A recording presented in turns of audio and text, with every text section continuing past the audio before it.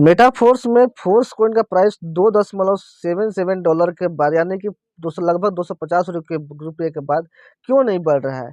Force coin का price को क्यों रोक दिया गया है और मल्टी माइनिंग पीरियड बीच में ही क्यों बंद कर दिया गया और फोर्स कॉइन का प्राइस कब तक फिर से बढ़ने वाला है, क्योंकि बहुत सारे यूजर्स जो है आज इसी बात को लेकर घबराहट में है कि फोर्स कॉइन का जो प्राइस है वो बहुत तेजी से बढ़ा था, लेकिन अचानक से फोर्स कॉइन के प्राइस को रोक दिया गया है और बढ़ भी नहीं रहा है।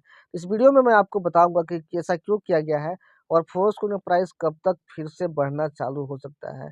तो वीडियो में लास्ट तक बन रही है और अगर आप इस चैनल पर नए हैं तो चैनल को सब्सक्राइब कर लीजिए, क्योंकि फोर्स कॉइन रिलेटेड सारे अपडेट आपको सबसे पहले इस चैनल पर मिलते हैं। तो सबसे पहले हम लोग फोर्स कॉइन का जो प्राइस का मैकेनिज्म है, किस प्रकार से बढ़ने वाला है, वो हम लोग समझेंगे, तभी आपके सारे सवालों का जवाब मिलेगा। राइट, यहाँ पे सो फोर्स कॉइन का जो फुल सप्लाई है वो आपका 42 करोड़ 25 लाख 91,056 पे यहाँ पे स्टे कर दिया, यानी कि आपके लिए टोटल जो सप्लाई है फोर्स कॉइन का यही होने वाला है। और बाकी का जो बचा हुआ कॉइन था 162 मिलियन कॉइन को बर्न कर दिया गया है। लगभग 450 मिलियन डॉलर के फोर्स कॉइन को बर्न किया गया है, यानी कि एक ऐसे एड्रेस पे भेज दिया गया है जहाँ पे उसको कोई भी क्लेम नहीं कर सकता है कि वो कॉइन मेरा है, यानी कि जीरो एड्रेस पे, जहाँ पे सिर्फ सेंड कर सकते हैं, आप रिसीव नहीं कर सकते हैं कॉइन को। यानी कि टोटल जो सप्लाई है फोर्स कॉइन का वो 42 करोड़ 25 लाख 91,056 ही है, जो कि मल्टी माइनिंग पीरियड के दौरान लोगों को बांटा गया था। यानी कि पूरा का पूरा फोर्स कॉइन अब लोगों के बीच में ही है। मिस्टर लाडो या फिर पेटाफोर्स की टीम के पास एक भी कॉइन नहीं बचे हैं।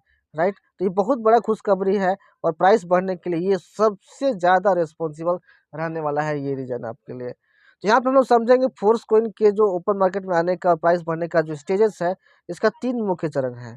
पहला है मल्टी माइनिंग, यानी कि प्री सेल पर उत्सर्जन, यानी कि मल्टी माइनिंग के दौरान जो लोगों को मिल रहा था टियर एक्टिवेट करने पे, वो पीरियड। सेकेंड है यहाँ पे संक्रमण कालीन व्यापार, यानी उत्सर्जन हमेशा के लिए बंद हो गया। थर्ड स्टेज जो है वो पूरी तरह से मुक्त बाजार, यानी कि पूरा तरह से ओपन मार्केट में इसको ला देना, यानी कि किसी भी बड़े एक्सचेंजर पे लिस्ट कर देना। शुरुआत में हमारे पास मल्टी माइनिंग चरण को पार करने के लिए कई परिदृश्य थे। शुरुआत में क्या है कि बहुत सारी कंडीशंस फेस करने पड़े मल्टी माइनिंग चरण को पार करने के लिए। एक टाइम था कि फोर्स कॉइन का जो डिस्ट्रीब्यूशन है बहुत तेज़ी से हो रहा था। फिर उसके बाद फोर्स कॉइन का जो डिस्ट्रीब्यूशन है किसी रीजन से किसी, तो उसके बाद ये घट गया, प्राय जो डेली डिस्ट्रीब्यूशन था वो घट गया। लेकिन उसके बाद बहुत तेज़ी से फिर से फोर्स कॉइन का प्राइस बढ़ा। तो ये बहुत सारे जो अप्स एंड डाउन्स है फोर्स कॉइन के मल्टी माइनिंग पीरियड में आते रहे। सबसे निराशावादी से लेकर सबसे आशावादी तक लोगों का ट्रस्ट भी थोड़ा सा गुम हुआ। फिर उसके बाद ट्रस्ट लगातार जो अपना जो कंटिन्यूटी है फोर्स कॉइन का प्राइस में वो लगातार बनते रहा, जिससे है कि पॉजिटिव लोगों का एस्पेक्ट ज़्यादा बनते रहा। हम कई माइनर ब्लॉक में मामूली परिणामों के लिए मानसिक रूप से तैयार थे, अर्थात बड़े ब्लॉक के भीतर, जो बड़े ब्लॉक के भीतर जो प्राइस का जो चेंजेस हो रहा था वहाँ पे बहुत सारे मामूली परिणाम आ सकते थे, जिसके लिए हम लोग रेडी थे, प्रिपेयर्ड थे। राइट, यहाँ पे सो दोस्तों, हालांकि 4.5 बिग ब्लॉक, यानी कि चौथा बिग ब्लॉक का जो पांचवा माइनर ब्लॉक था, उसको पूरा करने के बाद जो मल्टी माइनिंग पीरियड था उसको बंद कर दिया गया, क्योंकि एक आइडियल कंडीशन मिल गया वहाँ पे, जहाँ पे फोर्स कॉइन के प्राइस को एक अच्छी गति से बढ़ाए रखना जारी किया जा सकता है। राइट, हम दूसरों की तुलना में सब कुछ अलग तरीके से करते हैं। फोर्स कॉइन का जो मेटाफोर्स में जहाँ पर जो भी डेवलपमेंट हो रहा है वो सब कुछ अलग तरीके से करने का प्रयास किया जा रहा है और हो भी रहा है। बाजार में प्रवेश करने के लिए मानक परिदृश्य तेज कीमत उछाल के साथ एक नियमित लिस्टिंग है। ओपन मार्केट में इसको लिस्ट करने के लिए एक नियमित लिस्टिंग का प्रक्रिया यहाँ पे सेट किया गया है, जहाँ पे अच्छा खासा तेज कीमत उछाल के साथ फोर्स कॉइन को लिस्ट करने का यहाँ पे प्रक्रिया किया जा रहा है। इस तरह के हेर फेर से वे लोग हिल जाते हैं, आई थिंक सीट कोइंस को छोड़कर। सीट कोइंस का मतलब होता है ऐसे कोइंस जिनका कोई यूज केस नहीं है, जिनका कोई भी उपयोग नहीं है, केवल बड़े बड़े लोगों के इन्फ्लुएंस में ये सब कोइन का प्राइस बढ़ता है। सपोज मान लो तो एक डॉज कोइन हो गया, शिबा इनू कोइन हो गया, फ्लॉकी इनू कोइन हो गया, ऐसे बहुत सारे सीट कोइंस हैं जिनका किसी बड़े इन्फ्लुएंसर के इन्फ्लुएंस में आकर प्राइस बढ़ा, लेकिन फिर से प्राइस डंप हो गया। राइट, जैसे हो गया डॉज कॉइन के जो इन्फ्लुएंसर है वो है एलोन मस्क है। वो जब जब इसके बारे में ट्वीट करते हैं तो प्राइस बढ़ जाता है। एक एक रात में, एक एक दिन में 10x का भी प्राइस बढ़ा है। यहाँ पे डॉज कॉइन का 10x 20x इवन 100x भी प्राइस बढ़ा है एक एक रात में, केवल एलोन मस्क के ट्वीट के अनुसार। ऐसे ही बहुत सारे कॉइन हैं जिनका जो प्राइस है वो केवल बड़े-बड़े इन्फ्लुएंसर और बड़े-बड़े जो ट्रेडर होते हैं, बड़े-बड़े जो इन्वेस्टर्स होते हैं, उनके इन्फ्लुएंस में आकर प्राइस बढ़ता है। यहाँ तक कि सफल मूल्य टोकन भी, यानी कि जो जेन्युइन टोकन रहते हैं, राइट? उनका भी प्राइस जानबूझकर डंप किया जाता है। यानी कि जो कॉइन है मैटिक हो गया, राइट? और भी बड़े-बड़े कॉइन हो गए, एडा कार्डानो हो गया, राइट? टीआरएक्स हो गया, ये सब भी कॉइन है जो कि जिनका भी प्राइस यहाँ पे जानबूझकर डंप किया जाता है किसी-किसी रीज़न को लेके। इस तरह का जो हेर-फेर होता है, उससे वो लोग ज़्यादा प्रभावित होते हैं, जो छोटे यूज़र्स होते हैं। वे लोग जल्दी हिल जाते हैं और वो जल्दी से पैनिक सेलिंग क्रिएट मतलब पैनिक सेलिंग कर कर लेते हैं, लेकिन कम कीमतों पर भी अस्तर बनाते हैं, जिन्हें ऊपर की ओर तोड़ना और फिर कीमत को नीचे खींचना मुश्किल हो सकता है।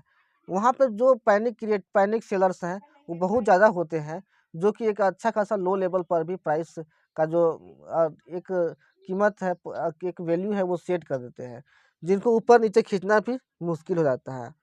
यह दीर्घकालिक विकास के लिए अच्छा नहीं है। किसी भी कॉइन के दीर्घकालिक विकास यानी कि लॉन्ग टर्म के सक्सेस के लिए ये सिचुएशन जो है वो सही नहीं होता है और इसी सिचुएशन से बचने के लिए फोर्स कॉइन का जो लिस्टिंग है, बहुत सही तरीके से और नियमित लिस्टिंग को मद्देनज़र रखते हुए इसको को किया जा रहा है। यहाँ पे सभी कुछ अलग तरीके से किया जाने वाला है, सब कुछ अलग तरीके से करेंगे। इस समय जो हमारी कंडीशंस है वो क्या है? इस समय हमारे पास आम तौर पर बहुत कमज़ोर हाथ नहीं होते हैं। बहुत कमज़ोर हाथ मतलब कि हमारे पास ऐसे यूज़र्स बहुत कम संख्या में है, जो कि फोर्स कॉइन को हड़बड़ी में आकर या फिर कम कम प्राइस पर सेल करके यहाँ से हटना चाहते हैं। ये वही लोग करते हैं जिनको मुफ्त में सिक्के मिले होते हैं। आपने एयर ड्रॉप का नाम सुना होगा। एयर ड्रॉप का मतलब होता है कि बहुत सारे जो कॉइन टोकन्स हैं, वो अपने यूज़र्स को पार्टिसिपेट को कुछ-कुछ चीज़ फ़ॉलो करा के और कुछ 2 स्टेप 3 स्टेप कराकर एयर ड्रॉप के रूप में उनको कॉइन दे देते हैं फ्री के रूप में। और कुछ और कंडीशंस होते हैं, जैसे मान लो किसी कॉइन का जो टोकन का जो कम्युनिटी होता है, कम्युनिटी के लोगों को बाँट दिया जाता है इनिशियल डेस्क ऑफरिंग के रूप में, राइट?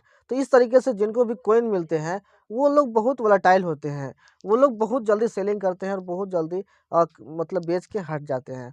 लेकिन फोर्स कॉइन के जितने भी यूज़र्स हैं, जितने भी होल्डर्स हैं, उनको जो ये सिक्के हैं, टोकन्स हैं, वो आसानी से नहीं मिले हैं। उनके पैसे लगे, इवन वो डबल पैसे पे करके, क्योंकि टियर बाई करने में भी पैसे इन्वेस्ट होते थे। यानी कि अच्छा खासा प्राइस पे उन्होंने फोर्स कॉइन को बाई किया है, अच्छा खासा इन्वेस्टमेंट करके। और आई डोंट थिंक कि सभी का जो माइंडसेट है वो ये है कि $100, $1000 इवन $10,000 पे फोर्स कॉइन को सेल करना है। इसीलिए वो ये सिक्के को यानी कि फोर्स कॉइन को पैसे में बेचना नहीं चाहेंगे। 200 ₹250 के प्राइस पे फोर्स कॉइन को नहीं बेचना चाहेंगे। वो लोग वेट करेंगे ताकि प्राइस अच्छा खासा बढ़े। यानी कि मार्केट में जो है सप्लाई बहुत लो रहने वाला है और डिमांड बहुत ज़्यादा हाई होने वाला है।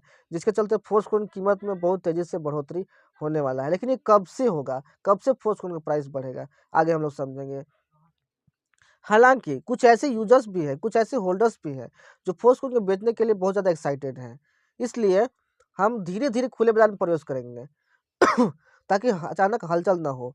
अब इसमें भी कुछ यूज़र्स ऐसे होंगे, यानी कि लगभग 5 से 10% यूज़र्स ऐसे होंगे, जो अपने फोर्स को बेचना चाहेंगे या फिर कुछ मजबूरी में बेचेंगे क्योंकि उनको पैसों का काम होगा, राइट? लेकिन ऐसे भी यूज़र्स के लिए यहाँ पे फोर्स कॉइन शेयर करने का कुछ यहाँ पे कंडीशंस तय होगा, जिसके चलते मार्केट में कोई हलचल ना आए। राइट यहाँ पे यानी कि इतना ज़्यादा सेलिंग नहीं हो पाएगा जिससे मार्केट में कोई मैनिपुलेशन आए, प्राइस का हाइप क्रिएट हो या फिर हलचल हो। इसीलिए ये जो संक्रमण है यानी कि फोर्सकॉइन का जो ओपन मार्केट में जो आना है उसको 6 चरण में डिवाइड किया गया है। पहला जो चरण है ऑलरेडी यहाँ पे खत्म हो चुका है, जिसमें क्या था कि पहले चरण में खरीद उपलब्ध नहीं था, यानी कि बाइंग उपलब्ध नहीं था, केवल आप सेलिंग कर सकते थे। यहाँ पे जो सेलिंग होता था वो पहले ऑर्डर लगा और पहले पाव के आधार पर बिक्री आदेश के माध्यम से होता था। यानी कि जो ऑर्डर पहले लगा होता है, वो ऑर्डर पहले एग्जीक्यूट होता था और जो ऑर्डर बाद में लगा होता था, वो बाद में एग्जीक्यूट होता था। और जो खरीद करने वाला पक्ष है, मतलब जो सेल हो रहा है, तो कुछ बाय भी कर रहे होंगे। तो यहाँ पे जो बाय करने वाला जो पक्ष था, वो कौन लोग थे? जो कि यूनाइट बस गेम ऐप में जो टियर को एक्टिवेट करना चाहते थे या फिर टियर को एक्सटेंड करना चाहते थे, जिनके पास फोर्स कॉइन अपना नहीं होता था। राइट? वो लोग जो वहाँ पे ऑर्डर लगाते थे, उससे क्या होता था कि यहाँ जो सेल ऑर्डर था, वो एग्ज़ीक्यूट हो जाता था और ये जो फोर्स कॉइन था, वो लोग के द्वारा बाय कर लिया जाता था और वो जो फोर्स कॉइन टियर में इन्वेस्ट हो जाता था और वही जो फोर्स कॉइन था, वो ऊपर के लोगों को कमीशंस के रूप में डिस्ट्रीब्यूट होता था। और कीमत अभी भी $2.77 के अंतिम प्रिय स्तर पर तय कर दिया गया है। अभी जो है फोर्स को ये सेकेंड चरण चल रहा है, जहाँ पे अभी भी $2.77 पे यानी कि 250 रुपये के आसपास जो है प्राइस को फिक्स कर रखा गया है। लेकिन जहाँ पे फर्स्ट चरण में केवल सेलिंग उपलब्ध था, अब यहाँ पे बाइंग भी उपलब्ध हो गया है। यानी कि फर्स्ट चरण में जैसे आप सेल ऑर्डर लगाते थे, उसी प्रकार आप बाई ऑर्डर भी लगा पाएंगे। लेकिन यहाँ पे कुछ कंडीशंस है, जैसे कि बाई ऑर्डर के लिए आप 20 MFS से कम का बाई ऑर्डर आप नहीं लगा पाएंगे, राइट। और आपका जो फोर्स कोइन है वो आपका निहित सीमा के भीतर ही सेलिंग उपलब्ध है। जैसे कि अ, आपका जो फोर्स कॉइन है, आप टोटल फोर्स कॉइन आप सेल नहीं कर पाओगे, आप एक फिक्स अमाउंट ही फोर्स कॉइन सेल कर पाओगे। यानी कि ये जो यहाँ पे कंडीशंस कुछ ला दिए गए हैं। अब इस शेष राशि पर फोर्स कॉइन धीरे-धीरे अनफ्रीज हो जाएँगे। अब जैसे-जैसे प्राइस बढ़ेगा, उसके बाद फोर्स कॉइन आपका धीरे-धीरे, धीरे-धीरे सारा फोर्स कॉइन अनफ्रीज हो जाएगा।